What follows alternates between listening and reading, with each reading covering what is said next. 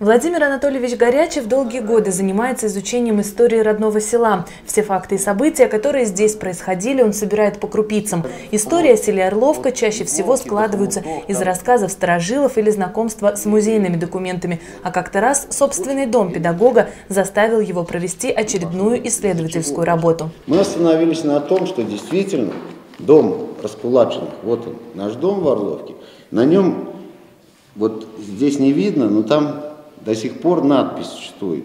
Не просто там, как сейчас советский шрифт, а вот дореволюционный шрифт, там 7 там, дня, что-то июля 26-го года.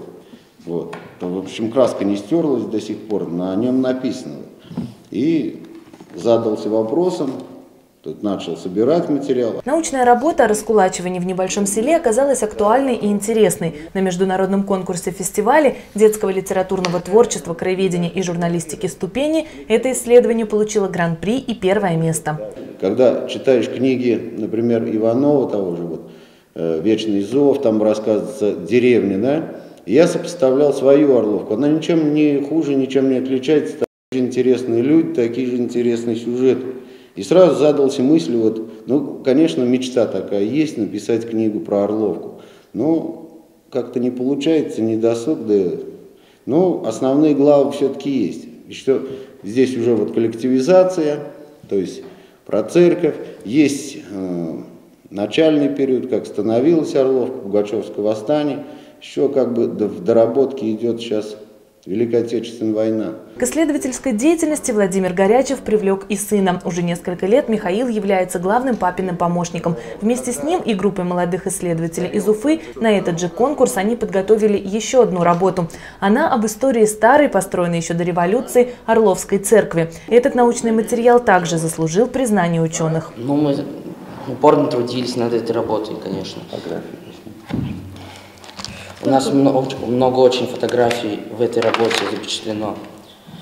К нам приезжали из Уфы руководители, дети, нас расспрашивали об истории села.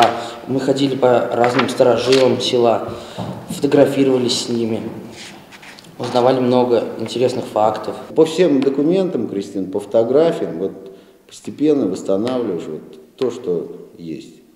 Орловке было, связываешь воедино, и получается что-то. Немножко добавляешь своего, конечно, для приукраса, так скажем. Вот, и получается, надо видеть, вот как бы, знаешь, иногда вот документы читаешь или по воспоминаниям, уже представляешь тот сюжет, представляешь то вот время, например, там, и оно видится тебе уже, и гораздо легче потом составлять вот это все. Сейчас Владимир Анатольевич изучает жизнь села во время Великой Отечественной войны. Возможно, следующая научная работа будет посвящена именно этой теме.